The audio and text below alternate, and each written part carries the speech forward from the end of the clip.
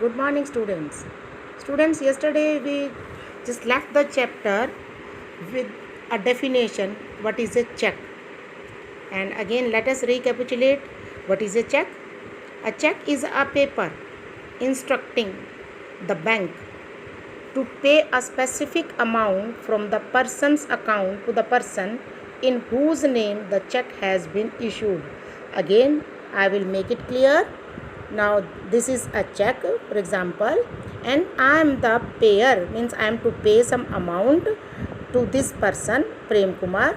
So I'll just have a check, that is a piece of paper, and I'll write here, because this check is issued by State Bank of India, because I have my account in State Bank of India. So State Bank of India has given me a checkbook. Okay, so I'll just write on the check the name Prem Kumar, then I'll write the amount 57,000, and then I'll give it this paper to Prem Kumar, and then Prem Kumar will go to the bank and he will just take the amount from the bank. So this process, or this is known as check, the payment through check. Okay, now let us move further.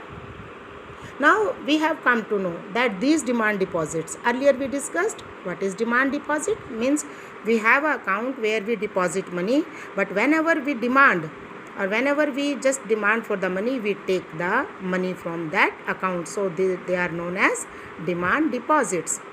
It shares the essential features of money. Now, because according to this demand deposit, we have the facility, the bank has given us the facility of checks against demand deposit, and which make it possible to directly settle the payment or directly give the payment without the use of cash. For example, we do not have any cash with us, but we have money in the bank. So we will give a check to the person, and the person will get money from the bank. So these demand deposits, they are accepted widely as a means of payment along with currency. So now they constitute money in the modern economy. So nowadays there are three types of currency, that is paper notes, coins, and check. So let's move further. Now students, you must remember the role that the bank play here. Earlier we discussed that we deposit the money with the bank, the surplus money, and bank gives us so many facilities. First of all, our money will be saved, then we will get some more amount in the just form of interest, and then we will just give, or we will just have the check, and that will be.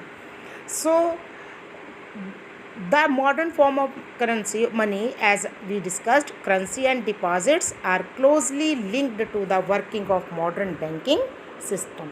Now let's move further. So many other facilities the bank gives us when we deposit money, and the one more facility, loan activities of banks. Now let us take the story of banks further. Now just move further.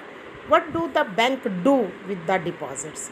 Suppose we deposit money, extra money with the bank, and what they do with that money, there is an interesting mechanism that work here. So what bank do? Bank keep only a small proportion of their deposit. For example, I also deposit 1,000 rupees, and several persons, they deposit 1,000, somebody 2,000, somebody 5,000, or so and so on. So in this way, the bank, they just have, one day they have 10,000 rupees. So what they do? They just hold 15%, means 1,500 rupees with them, and then the rest of the money they send to what? They send to either RBI, or they just consume this money to providing loan activities. Okay, now let's see. Bank use the deposit to meet the loan requirement of the people, because as we have the surplus money, we deposit, but sometimes we need more money. So what we do? We go to the bank and we apply for the loan. and the money which other people has deposited with the bank give that money to the person who requires loan. So in this way, bank mediate means madhyastha between those who have surplus fund means depositor and those who are in need of these funds means borrower. What bank does in between? Bank charge a higher interest rate on the loans. For example, I am to take a loan, so bank will charge some interest on my loan, okay, and then what they offer on deposits. For example, I deposit 10,000 rupees, so bank will give me an interest rate of 1%, 2%, 5%, and randomly let me tell you 100 rupees more, okay.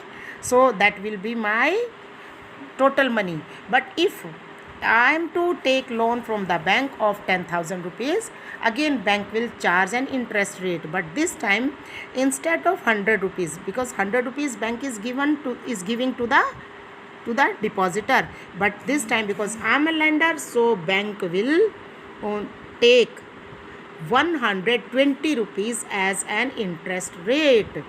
So there is a difference of 20 rupees, because bank is giving 100 rupees to the depositor, but bank is charging 120 rupees from the borrower. So there is a difference of 20 rupees, and this 20 rupees is their main source of income. Now I think the things are clear to you. Now let us move further. Okay. Now you see two different credit situations. Credit means loan, or you see a large number of transaction means money taking and money giving in our day-to-day activities involve credit in some form or the other, means one is giving, one is taking. So this is called credit. It is called transaction. So this credit, here we use this word credit as loan, refers to an agreement in which the lender supplies the borrower with money. Yes, because for example, I am a lender and I am to give some money because one borrower has come to me and he is asking that to give some money. So what I do, I will supply some money to the borrower, sometimes goods or services. In return, they will give me either some goods or they will provide me some services for the promise of future payment. Let us see how credit works through the following two examples. For example, now things will be made clear to you through these two examples. This first example is a festival season. It is a festival season 2 months from now, means after 2 months one big festival will be there. So the shoe manufacturer, and his name is Salim, he has received an order from a large trader in the town for 3,000 pairs of shoes to be delivered in a month time. Okay, I think you must have understood the things. To complete production on time, Salim has to hire a few more workers. Alone he cannot prepare such a large number of large quantity. So he has to hire some workers, and moreover he has to purchase the raw material, means leather. To meet these expenses, what Salim is to do? Salim obtains loan from two sources. First, he asks the leather supplier to supply leather now, and he promised to pay him later when he will get the payment from the large company. Second, he obtains loan in cash from the large trader from whom he got the order as advance payment for 1,000 pair of shoes. He is to prepare 3,000 pair of shoes. So he demands that you give me advance payment for 1,000 pair of shoes, and rest of the payment you will give me later on when I'll provide you the complete supply, with a promise to deliver the whole order by the end of the month. Now at the end of the month, Salim is able, because he has hired some workers also. So Salim is able to deliver the order. and make a good profit and repay the money that he had borrowed. So in this situation, this credit, because he has just taken the leather in advance from the leather person and promised that I'll give you the money later on, and he has taken some advance money. So in this situation, Salim becomes capable of fulfilling the demands and he has earned a lot. In this case, now you see, Salim obtains credit to meet the working capital needs for production, and the credit helps him to meet the ongoing expenses of production, complete production on time, and thereby increase his earning. So in this situation, credit plays a very vital and positive role in. Now let us take the second situation or second example. Swapna is just small farmer. Small farmer is there. Her name is Swapna. She grows groundnut on her 3 acres of land, and she takes a loan from the money lender to meet the expenses of cultivation, hoping that, means she hope that her harvest would help repay the loan midway. What happened? Through the season, the crop is hit by pest and the crop fails. Though Swapna sprays her crop with expensive pesticides, but it makes little difference, and she is unable to repay the money lender, and the debt grows over the year into a large amount. Next year, Swapna takes again a fresh loan for the cultivation. Now it is a normal crop this year, not very good crop, but the earnings are not enough to cover the old loan. So she is caught in debt, and she has to sell a part of land to pay off the debt. Now in this situation, credit provides, or credit just makes Swapna in a very negative situation. So you see, it depends upon the nature, because nature does not favor Swapna. So Swapna is caught in debt trap, but here Salim, he got a good opportunity and he just earned a lot. Now you see two different situations. Okay. Now students, you know that in rural areas the main demand for credit is for crop production, because in rural areas main activity is farming. So people, they get the loan, or they take the loan for their crop production. And you know that crop production, it involves cost of seeds, fertilizers, pesticides, water, electricity and other things as repair of equipments, etc. So, and it is a total duration of 3 to 4 months. Okay, so what happens then? Normally farmers, they take loan at the beginning of the season and repay the loan after the harvest, and in this way repayment of loan is dependent on the income of farming.